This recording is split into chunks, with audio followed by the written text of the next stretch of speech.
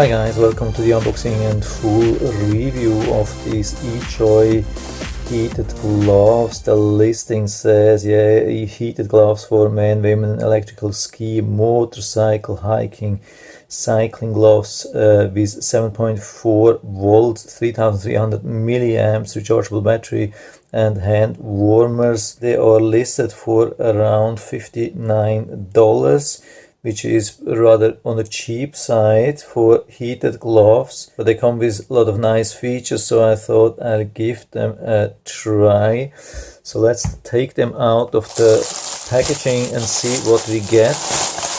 Yeah, that's the label. There's no real box or so, it just says EJOY. Comes with this carry bag, which is nice. Let's say if you want to go for skiing, then a box is a little bit too much. And some of these gloves come only in normal plastic bags. So this is a nice thing here. So here we have even some instructions. I hope you can see that. I'm going to show you that pretty quickly. So to give you the opportunity to make a better buy decision, or for whatever reason you need that, maybe you lost the instructions. Some warm tips here, not machine washable, but obviously hand wash. Here's the rest of it. There's no contact information, there's no website. I think they are saying, yeah, here we have something. Okay, looks like they have a website and they have even some support. That's good. So here we have everything. So let's check single items. This is a normal standard charger, I would say, proprietary plugs, which we usually have. There's no like charging logic here, which would separate the charge for individual charge here. I have seen this only once. There's of course a disadvantage when you charge them at the same time, same duration, same power. It's not good for the battery. It's not really bad. Usually they have some protection inside, but it would be better to charge them on an individual base. So if you have been discharging them extremely different, like just using the one, or maybe you forgot to turn off one, and one is fully charged and the other one is fully discharged or more or less, then just make sure that you charge just the one instead of hooking up both at the same time, so otherwise the one will be overcharged. Regarding the voltage, it's good to know that it works worldwide. Of course, if you travel to Europe for skiing or so, you would need an adapter. This thing, the size is pretty much standard, but you have to be careful when you exchange them with other heatable gloves. What we have really nice here is we have a really solid, nice, strong housing here, which is really rare, and we have even a button to test the charge. This is something which is super rare, and we already see that we need to charge the thing. So when you're not sure during the day how much charge is left, you can check that, but it's just inside, it's not outside. I have seen already gloves which have some charge indicator outside. That would be even better. Also, another interesting construction is this pocket here, which is really outside. Yeah, here these standard hooks, which I don't really like, but they work usually. They are standard for skiing gloves. Then we have this strap here, which you can use to secure. It's a little bit tough to do, but you can see it works. We have also this thing here to secure the outside, which is also standard, seems to work. That's good. We have really nice fluffy inside. I have ordered the medium size here because some people have been saying that they are rather large, and yeah, it's really the case. I usually have an L, and this is a medium and still fits for me. Of course, it's a little bit on the smaller side, but it still fits. So yeah, just make sure that you order the right size. My hand circumference is about 8.25 inches, which is about 21 centimeters. And these things fit actually pretty good. I mean, I would still love to have them a little bit larger, but probably the large size would then be almost too large for me. So it's a little bit a strange size. So medium, most people would probably expect these things to be smaller on a medium. So it's hard to give you real advice, but in general we can say that they are actually larger than what you would expect. So that the medium, hope you can see that here. Here you can see them size medium. That's unusual that they fit for me. Usually they don't work. So they are quite some amount larger than usual. Shell, we have polyester and lining, 65% polyester and rayon.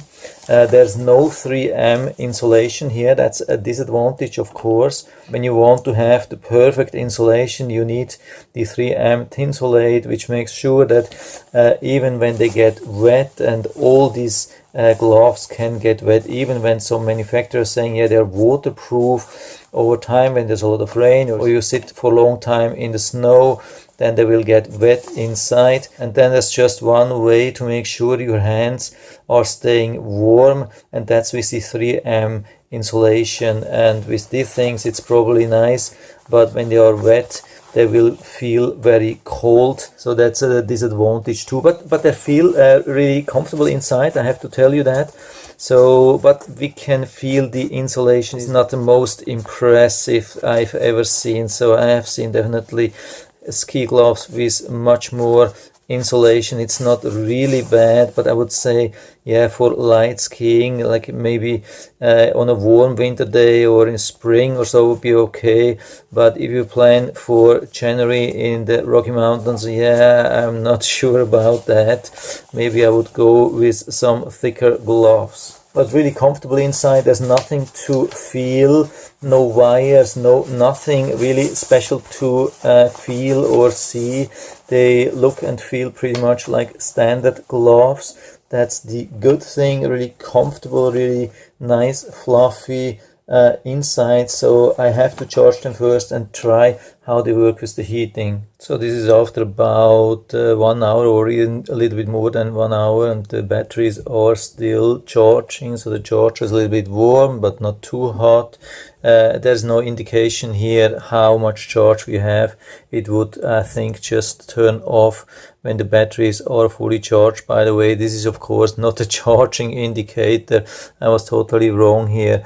This is just like the showing the heat indicator. If it's like hot or medium or low heat, same thing here. To turn on we would have to long press. Of course I'm not doing this while charging. So yeah, everything looks like they have been taking almost normal standard gloves. They put some heat pads inside, they added some pockets on top, bought some batteries, and now we have heated gloves. So I have never seen such poorly made heated gloves which are so bad integrated actually. So for me, I'm not thinking that they will be really good, but yeah, I'm here to try that out. So we'll disconnect them here. So we have to attach the cable. At least the cable is long enough. What I have noticed that there's a big hole inside here. I hope you can see that here. I mean, it's not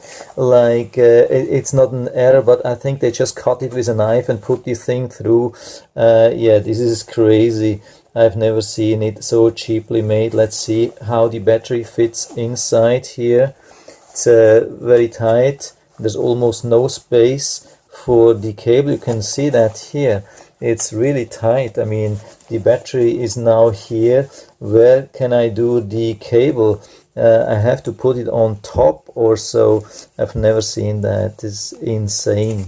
So and when we have it here and you like fall and push too hard, then it could definitely break. With other batteries you can protect this thing much better, and also it's not fully waterproof. I mean, with most of the other gloves you have the battery compartment or battery pocket really nicely sealed with one of these really new modern waterproof zippers, but here we have just this velcro here, and on the side there could easily be water or snow coming in. So now let's try to turn them on. We have to press for 3 seconds. Yeah, release the button. Let's see if it stays. Yeah, looks like it stays, and we can switch to, I think that's medium. It's even hard to see, there's no different color. So usually we have these buttons to activate and switch the temperature. We have them on top, either here or here, and so you can access this from outside. These things you cannot access, or at least not good access, with the gloves. So you would have to take off the gloves to activate or change the heat. And it's really difficult to see. I mean, the L is so small. I mean, all the letters here are very, very small.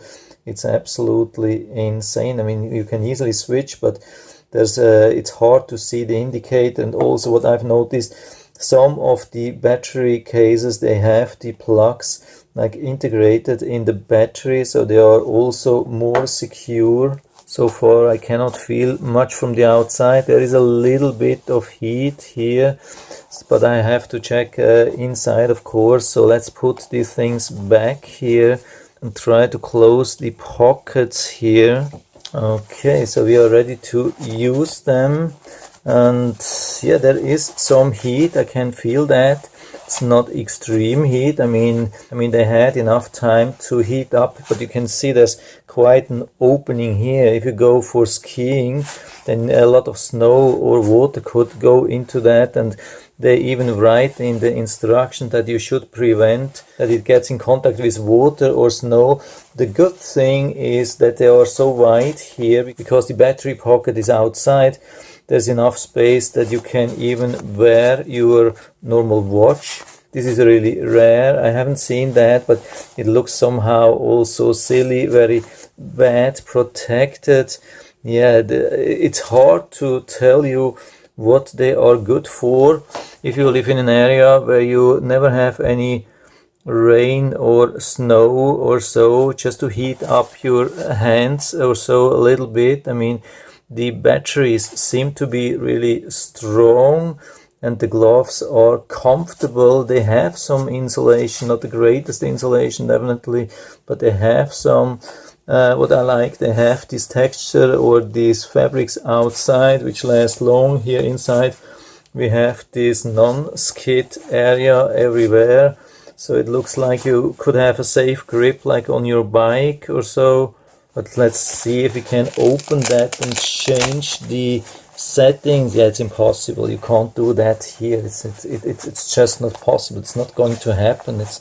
Yeah, you will break this thing here when you want to take it out and change the setting. I mean, it could in theory be possible. You can just push somewhere. It's even hard to feel something. You have switched it now to medium, but it's not really working here. Yeah, I will take them off here. It's easier and to prevent some damage.